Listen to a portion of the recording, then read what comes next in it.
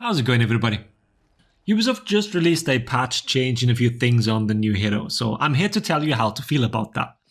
And while I'm doing that, I'm also going to tell you what they actually changed.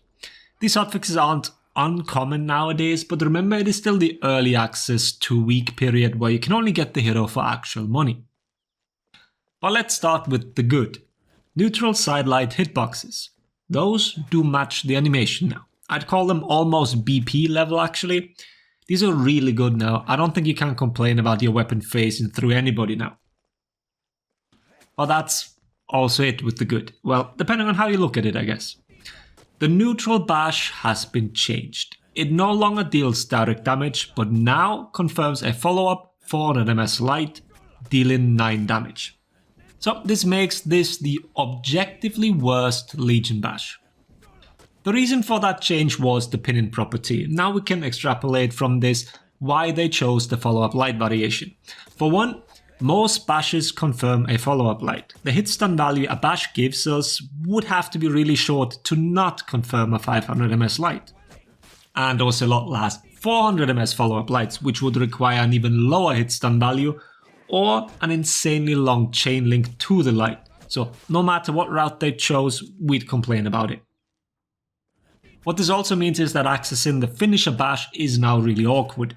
If you do the low 9 damage follow-up light, you go to the mid-chain bash.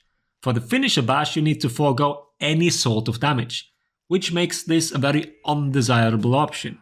And the chain link from the bash to the bash finisher also feels much longer now.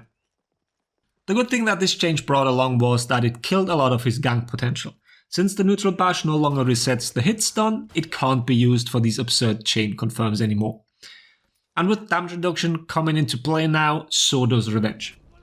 You will have a much easier time feeding revenge to your opponents now. And please don't mention that Storm and Rush ganks still work with him. Yes, Storm and Rush works with literally any character. Ocelotl now brings very little to the table, and I can see him not being valued very highly. Well, not like he was a favorite anyways. Many other gankers just offer more, and with his tier 1 probably on the chopping block as well, at least I assume it'll see changes eventually, but who am I to talk with Shaolin's tier 3 still being around? Well, Ocelotl probably had his 5 minutes already. It's downhill from here. Let me know how you feel about these changes. It wasn't a huge patch, but you'll notice the impact right away. Having said that, I hope the video was helpful. Thanks for watching.